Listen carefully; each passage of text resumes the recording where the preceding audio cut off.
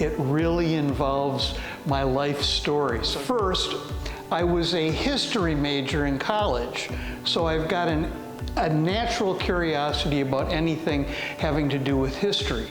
We've been living here in South Florida in Delray now for well over 50 years, so I've got to know the community pretty well. I started out running Bob's Printing, cleverly named after myself, over on Federal Highway, and a bunch of very important people to Spady Museum were regular customers of mine going way back into the 80s. Vera Farrington, who's well known to anybody around Spady, of course, was one of my regular customers. I got to know her, got to know many other people from the African American community around Delray, and just developed this natural need to know about everything.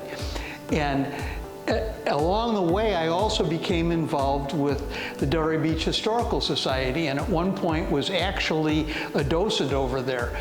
And I became concerned after a number of years working with them that the story of African American history as it relates to Delray, I didn't think was really being told adequately, if at all. So I got talking to Charlene while Vera and I were going through physical rehabilitation, me for a shoulder, and I don't remember what Vera was there for, but we got talking, and she told me some really interesting things.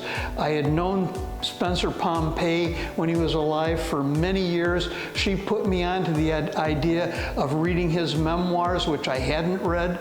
I read those, and then I got really deep into African American history in this area and just naturally gravitated towards Spady Museum because that's where it's happening. Anything to do with youth programming. And Spady, fortunately, is doing a tremendous job, in my opinion. It's so important to bring the kids in and have them learn about their own history and their own culture and not have to worry about whether that's going to somehow get to them through osmosis in the school system. It's not. And Spady's doing the best job that I can imagine in bringing kids in here. It's all-encompassing. It's the one place in the community that's bringing everybody together.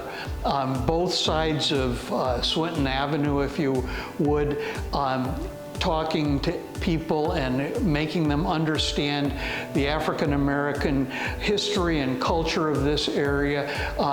It's just a very important thing that's going on here. I think it's most important that Spady be supported by the African American community. If the African American community doesn't get behind it, then it's not going to happen. That's most important. But people like me, not African American, are important to Spady because we bring in money.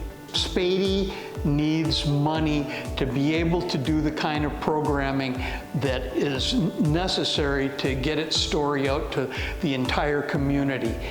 So I think it's important that us whitey guys bring in the money to Spady to help Spady operate.